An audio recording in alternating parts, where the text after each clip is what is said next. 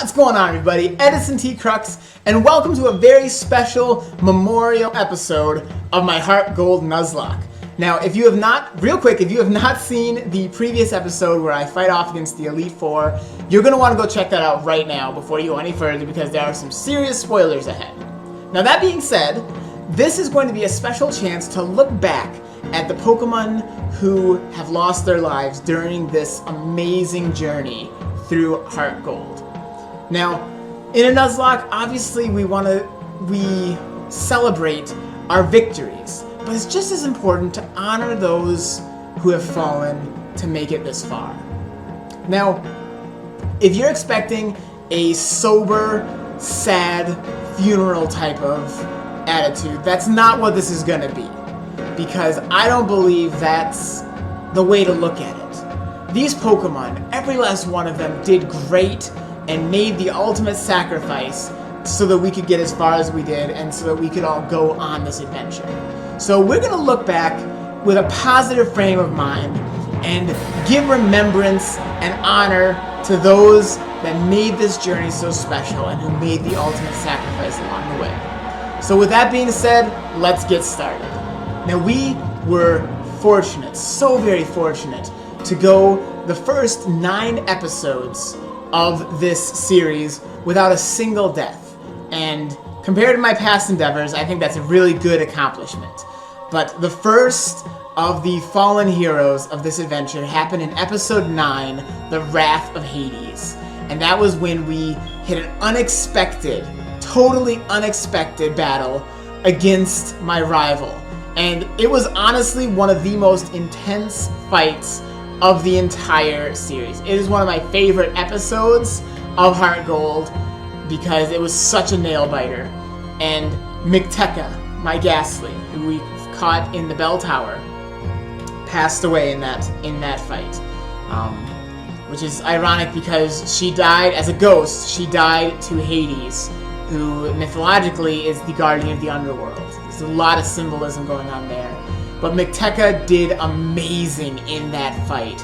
She was a real trooper, and she pulled through like I never could have expected her to. So, although she passed away in that fight, she passed away a hero.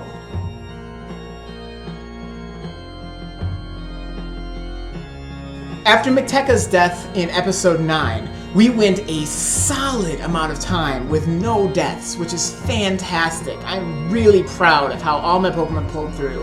The next death happened all the way at episode 25, which is titled Too Soon Suicune, when, again, it was an unexpected battle. I was not expecting it, but we faced off against Eusine, and we were unprepared, and unfortunately Billy, my Voltorb, who I traded, paid the ultimate price in that battle and was the second death of this series. He did great. I would have loved to see more time with you, Billy. I felt like our time was cut so short. I felt you had a lot of potential, but you did well. You did really well, and I'm proud of you. And that was another heck of a battle to go down in. It was really a heck of a battle. Now that marked a particularly difficult time for my team because in the very next episode, episode 26 versus Chuck Norris, we lost another very, very beloved member of the team, Chalk, the Slowpoke, who I rescued from Slowpoke Well, whose tail was on the way to going to be cut off from Team Rocket.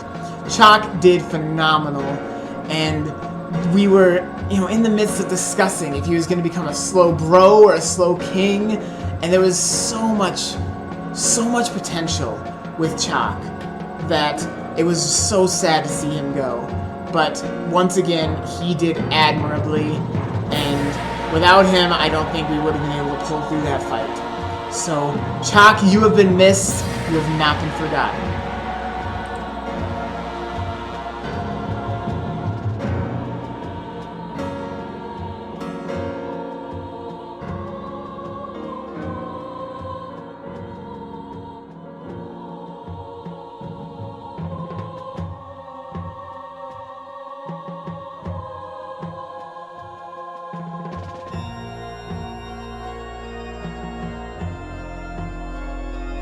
Now thankfully, we were able to go a good deal of time without any further deaths. We went all the way from, that was episode 26. We didn't have another fatality until episode 42, which was titled Mother of Dragons, where we fought against Claire, the last gym leader of Johto. And I knew going into that fight that it was going to be difficult. I knew there was a very good chance that there would be death. But I was not prepared for who ended up falling in that episode. Poseidon, my starter, my friend, my companion from the very beginning, lost his life to Claire.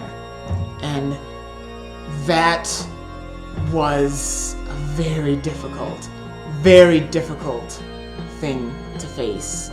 But that battle was only won due to the bravery of all those who fought, particularly Poseidon. So Poseidon, you made it a great long run, and I am so proud of how well you did.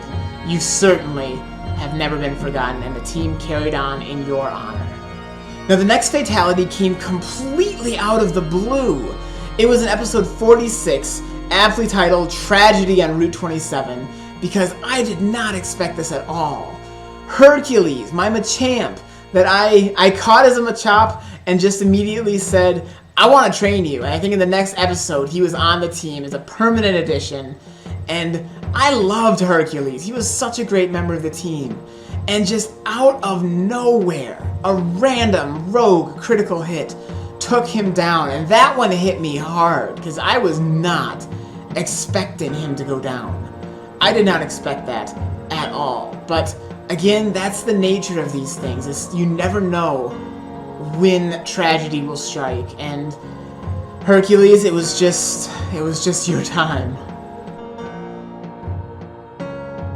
Now this brings me, of course, to the final fight.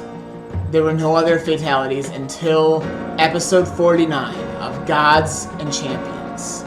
And that is when we faced off against the Elite Four. Now again, if you have not seen that episode, go there now before proceeding any further, because we're in for Spoiler City ahead. This battle was hard. Every single Pokemon that went into that fight was lost. And every single one of them deserves recognition for how powerful and how good they were for this team. They were our friends for some of them since nearly the very beginning. Most of them actually since near the beginning. So I'm going to go through and give each one the honor that they deserve. Nihilus, who we caught just as a little Poliwag and who quickly grew the ranks as a fan favorite. He was, both a water type and fighting type. He filled the role of Poseidon after his death, being the water type, and filled the role of Hercules as a fighting type. Nihilus carried a lot on his shoulders and fought hard to the very end, and I'm very proud of him. Even though it took me so long to get the chance to evolve him, because we ran into some issues getting the stone that he needed to evolve, but he finally made it, and he did such a great job. And Nihilus, I am so proud of all that you did. Gaia, from one of the first Pokemon I caught on the original team.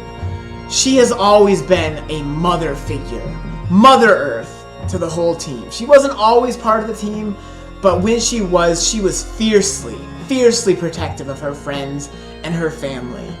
And she has done, particularly in the later episodes, she became an absolute powerhouse of the team.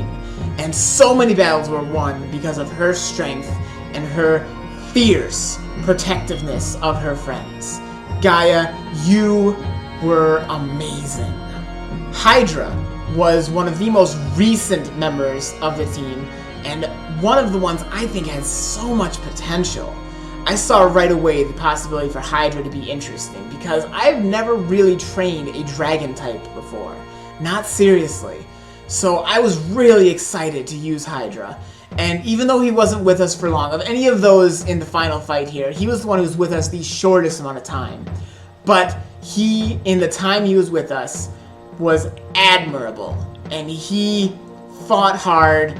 He proved his worth time and again. And Hydra, I am so glad that we had the chance to have you on our team. I am honored to have called you part of the team. Ninkilim, Ninkilim, Ninkilim. You were just a little Rattata. You wouldn't have even thought anything of a Rattata, right? That's one of those, you know, castaway Pokemon. But you have been such a loyal and reliable member of the team. You know, you hit hard with things like Hyper Fang and Crunch using that Dark type power. You have been such a good member of the team that you have really been reliable. And I will miss you from here on out, but you have done such a great job. Nut! You also were fought absolutely with complete bravery and total honor. You were the last one standing in this fight, and you gave it your all right up until your very last breath. And you've been with us since near the beginning, and you fought so well. And I am proud to have seen how far you've come, from the little Hoot Hoot who we encountered right near the beginning of this journey, to this brave and powerful and loyal Noctowl, all the way up to the Elite Four. You've done fantastic, Nut. And of course, Phanes, who we encountered as an egg that we got from the Kimono Girls, who hatched into a Togepi, evolved into a Togetic, and he has been such a great member of the team. You know, never a consistent member, it seems, but he has always tried his hardest. Phanes has always given it everything he's got from the very beginning, and I feel like he has been such a great member of the team. And I've been proud to see him progress from the beginning all the way to here, from just a little egg, you know, helped face off against the Kimono Girls who gave him to us in the beginning. And he was there right up until the end. So I hope you all have enjoyed looking back at the Pokemon Lost in this adventure. And I hope it's again reminded you what a fantastic adventure this has been. Even though it ended in tragedy, even though we came so close and didn't quite defeat the Elite Four, this has been an amazing adventure, and I am proud to have come this far.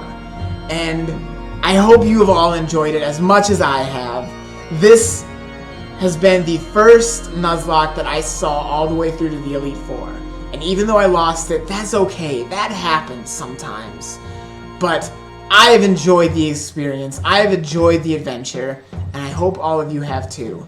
So until the next part of the adventure, until, you know, the return of Fire Red, and perhaps even someday the return to Heart Gold, to give it another shot. There are still so many Pokemon that we have not used yet against the Elite Four. So many we can still bring out of the box and give this another try. So until our next adventure together, catch you later, everybody.